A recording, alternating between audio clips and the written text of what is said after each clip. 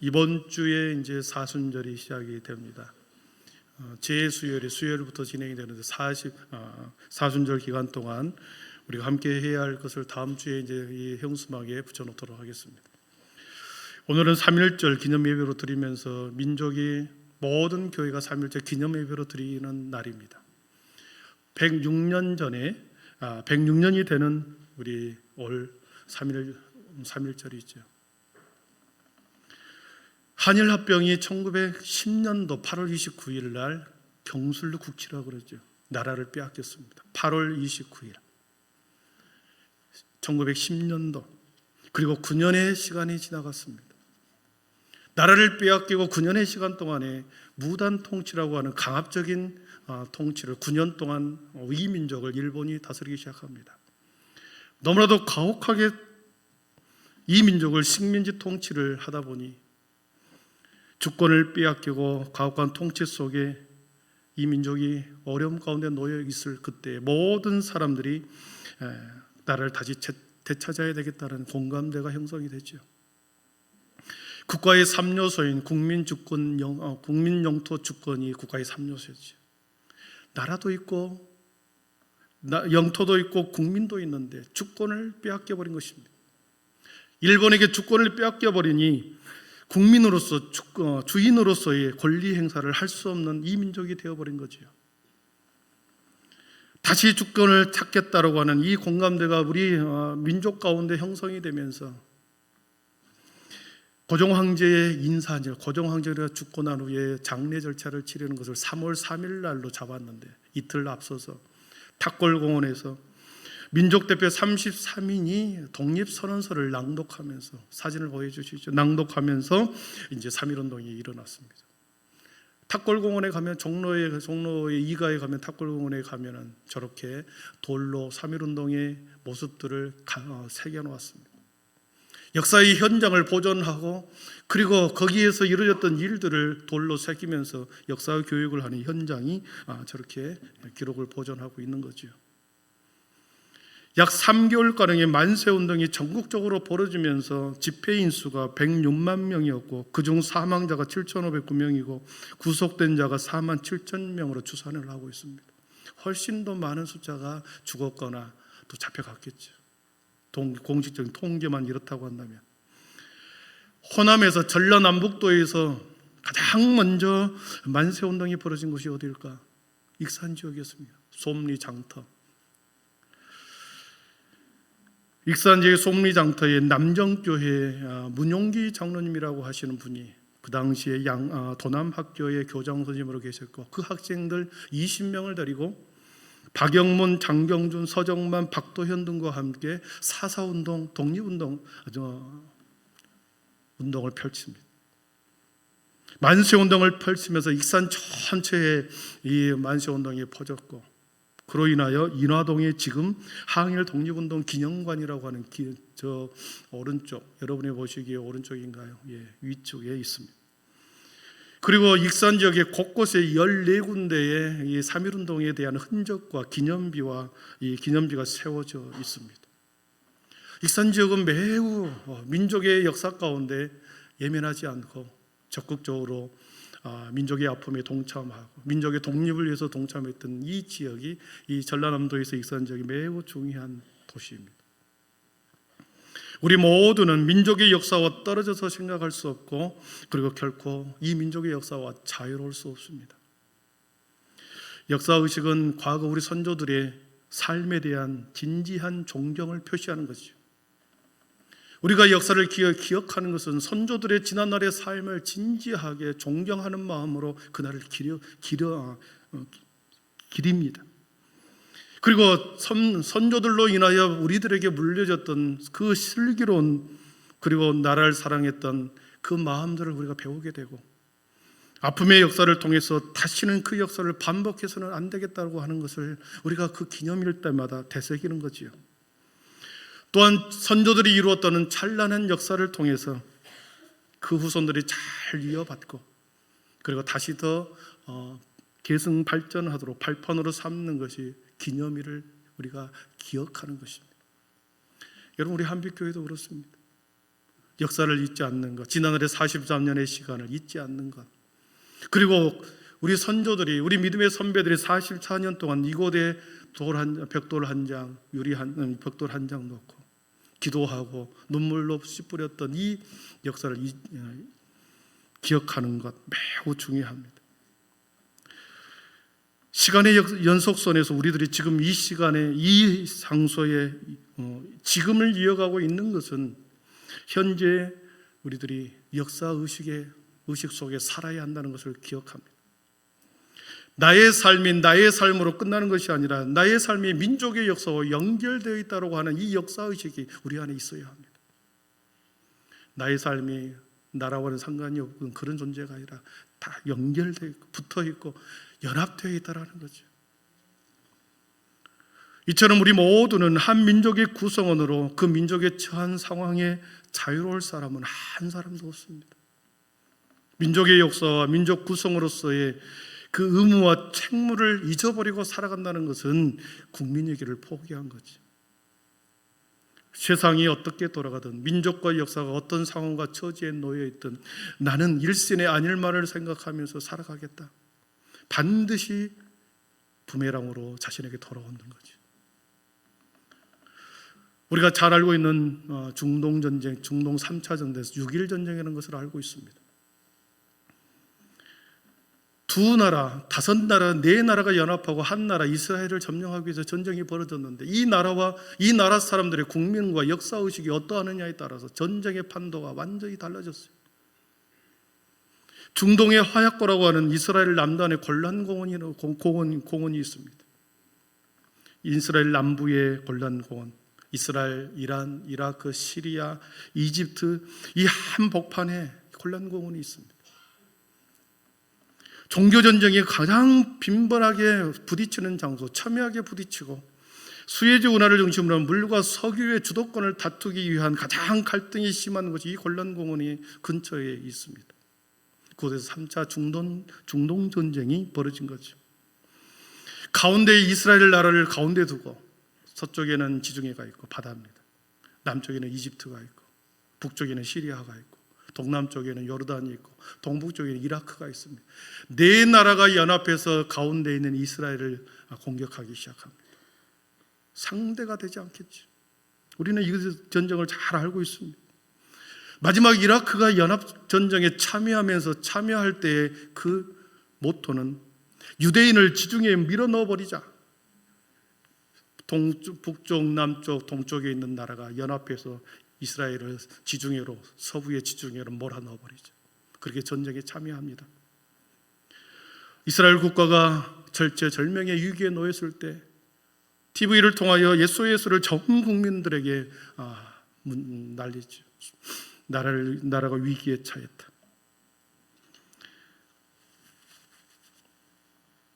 전쟁이 일어날 것이 곧 임박했다.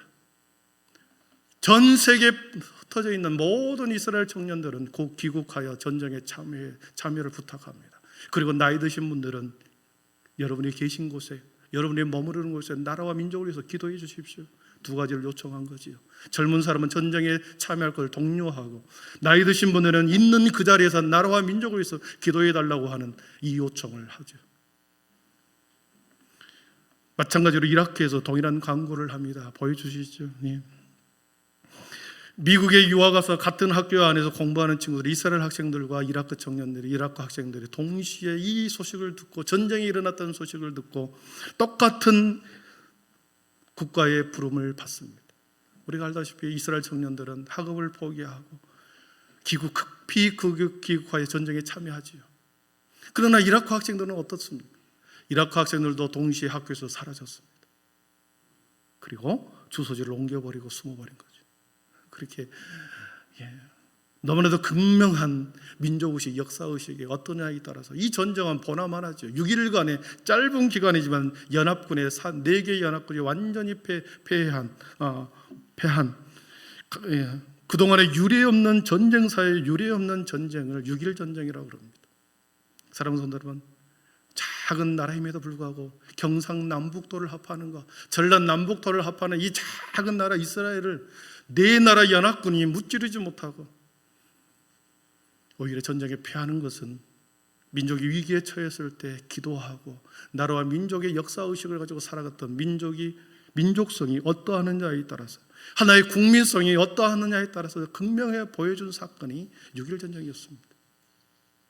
사랑하는 성도 여러분, 우리는, 저와 여러분은 역사에 자유로울 사람이 한 명도 없습니다.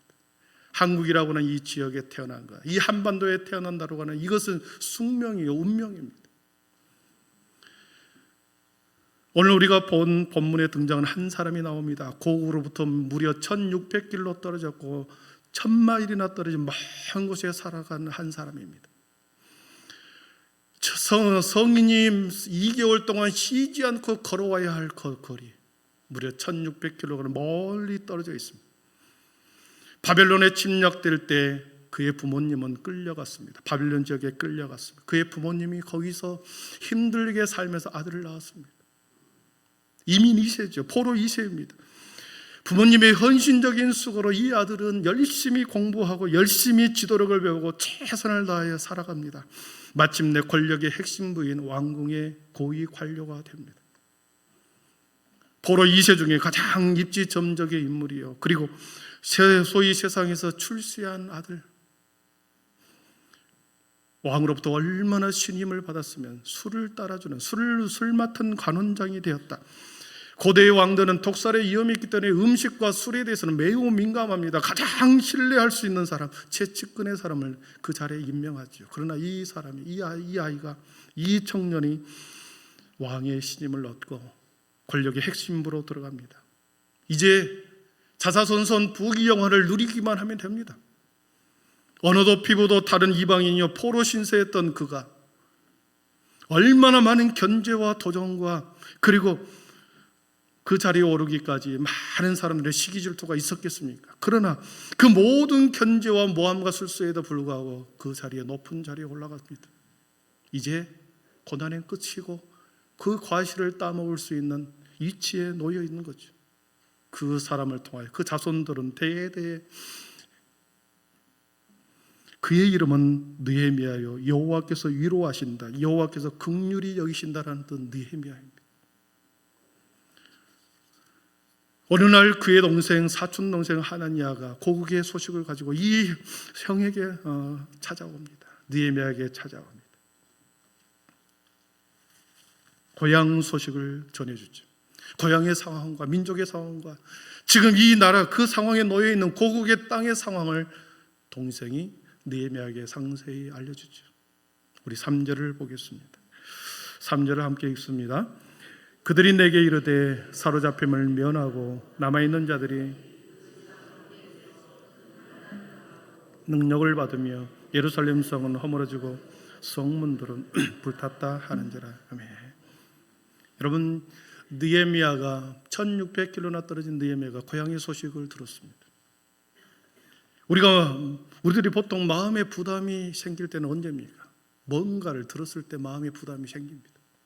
듣지 않고 보지 않았다고 한다면 마음의 부담이 없으나 뭔가를 들었다, 뭔가를 보았다, 척박한 것을 보았다, 어려운 소식을 들었다, 그러면 마음의 부담이 생깁니다.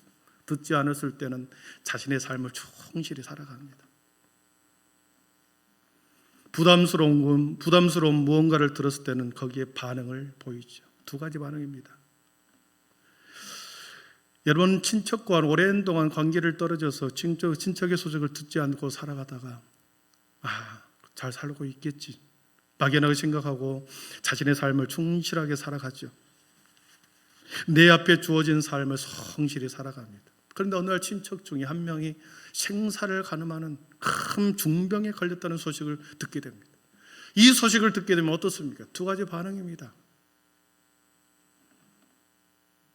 내 일처럼 느끼면서 그 아픔을, 부담감을 가지고 그 친척을 향하여 내가 할 수 있는 한, 내가 해야 할 것을 잘 감당하면서 내가 감당해야 되겠구나, 내가 함께 해줘야 되겠구나, 작은 힘이나마 보태줘야 되겠다, 이런 마음이 있는 사람이 있는가 하면,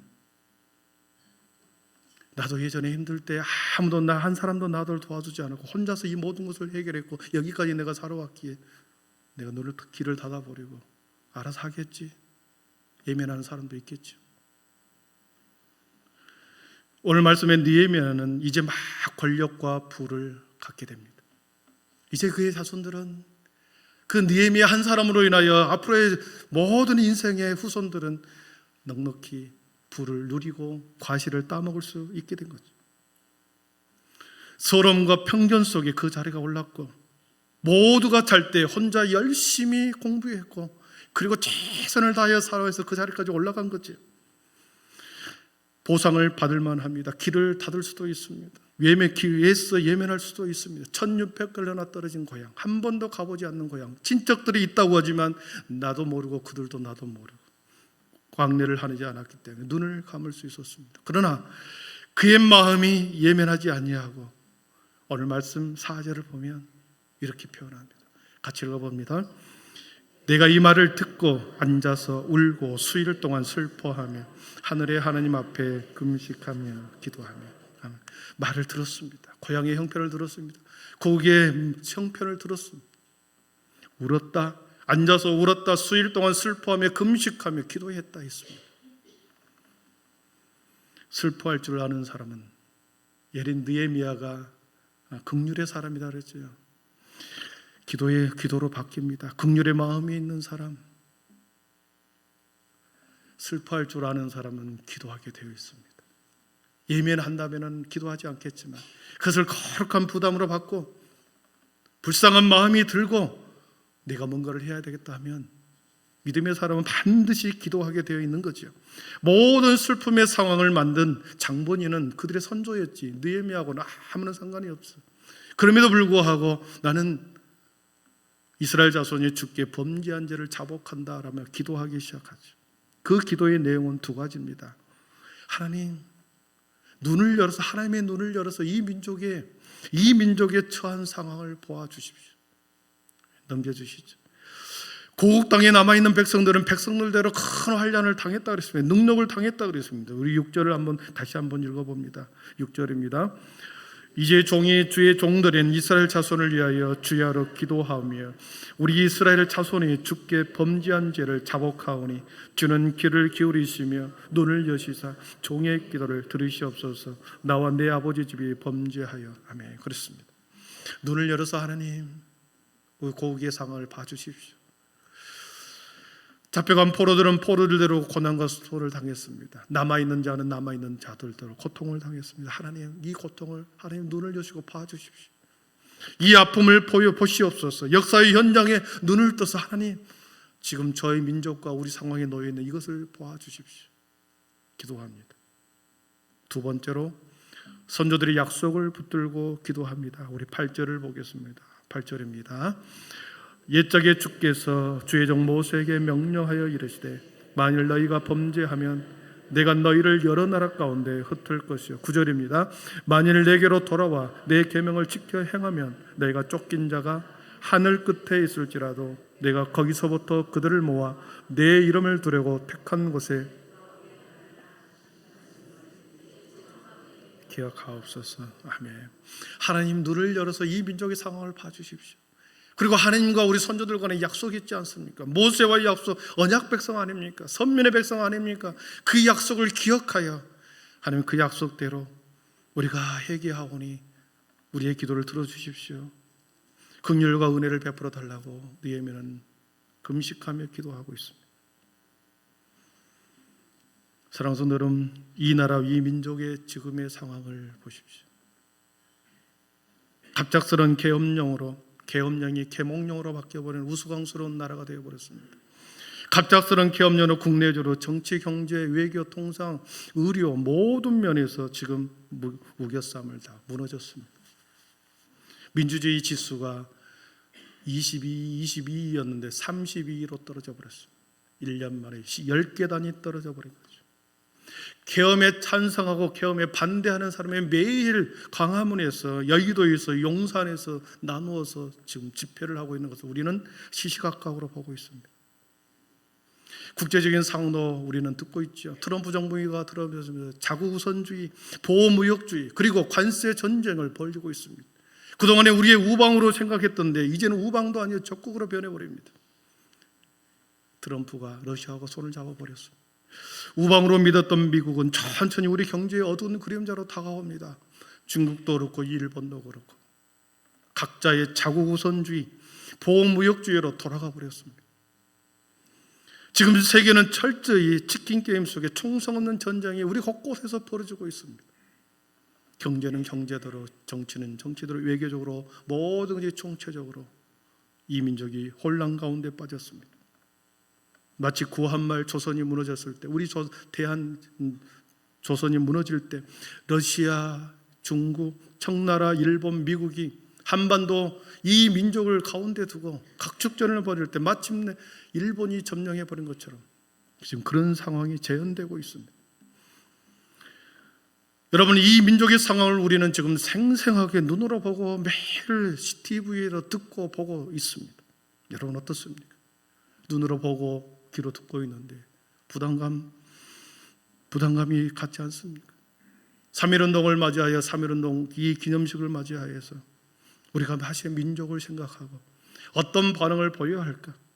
우리가 할 수 있는 것이 무엇일까? 보따리를 싸서 필리핀으로 태국으로 이민 가버릴까? 아니면 느헤미야처럼 이것이 내 책임이요, 내가 감당해야 할 몫인가 보다. 그러면서 여러분 함께 울면서 이 민족과 나라를 위해서 기도해야 되지 않겠습니까? 오늘 11절을 읽어보고 말씀을 정리합니다. 11절입니다.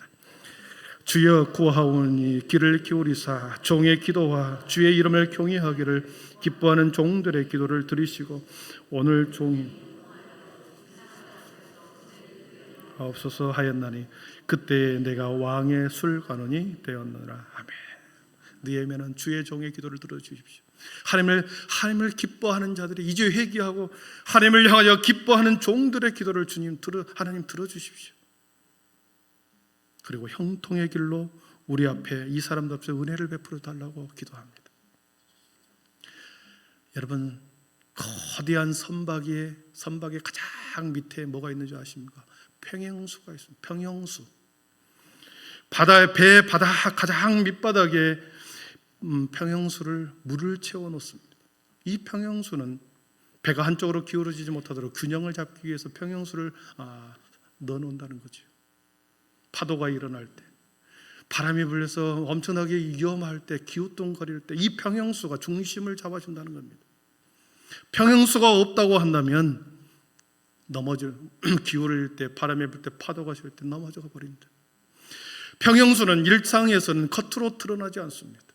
겉으로는 크고 위험한 겉모습만 보이지만 이 평형수는 배 밑속에서 가장 낮은 곳에 있기 때문에 보이지 않습니다. 그러나 이 평형수는 위기 때 위력을 보입니다. 배가 흔들릴 때, 침몰의 직전에, 배가 침몰하기 직전에 균형을 잃어버릴 그때 이 평형수가 작동한다는 거죠. 사랑하는 성도 여러분, 우리는 지금 이 나라 민족이 넘어지고 있는, 한쪽으로 기울어지고 있는 것처럼 보입니다. 지탱해 줄 평형수가 필요합니다. 우리 기독교가 이번 탄핵에서 많은 소리를 듣고 있습니다. 한쪽으로 치우쳤다. 극소수의 기독교 성도들이 그런 거지요. 대부분의 성도는 그렇지 않을 것입니다. 한쪽으로 치우쳤다. 한쪽으로 기울었다. 믿음의 성도들이 중심을 잡고 민족을 위해서 우리가 평형수가 되어야 한다. 아멘. 우리가 서 있는 곳, 우리가 일하는 곳, 우리가 있는 그곳에서 좌우로 흔들리지 않고 평형수와 같이 믿음의 기도를 들으면서 든든히 우리가 보이지 않는 곳에서 나라와 민족을 위해서 기도하는 평형수가 되어야 한다. 위기에 빠진 이 민족에게 누가 그 평형수의 역할을 하겠습니까? 다른 나라 사람이 해주겠습니까? 아니면 국도의 혼란에 빠져있는, 이기주의에 빠져있는 그들이 이 민족을 위해서 기도하겠습니까? 바로 저와 여러분이 거룩한 부담감을 가지고, 민족의식과 역사의식을 가지고 지금 내가 거룩한 부담감을 가지고 민족의 평형수처럼 내가 기도해야 되겠구나, 이런 믿음의 거룩한 결단이 있기를 축원합니다. 역사의식을 잃어버리고 민족의식을 잃어버리고 개인의 안위를 위해서, 나의 안위를 위해서만 살아갈 때는 반드시 부메랑이 되어 우리에게 돌아올 것입니다. 그러나 거룩한 민족의 책무 앞에 회피하지 않고 도망가지 않고 민족의 평형수처럼 내가 기도의 사람, 내가 할 수 있는 한 이 민족을 위해서 내가 균형 잡으로 좌우로 흔들지 않는 균형수와 같이 평형을 잡는 그러한 우리 모든 성도들의 기도가 되기를 축원합니다. 기도하겠습니다. 사랑의 하나님 감사합니다.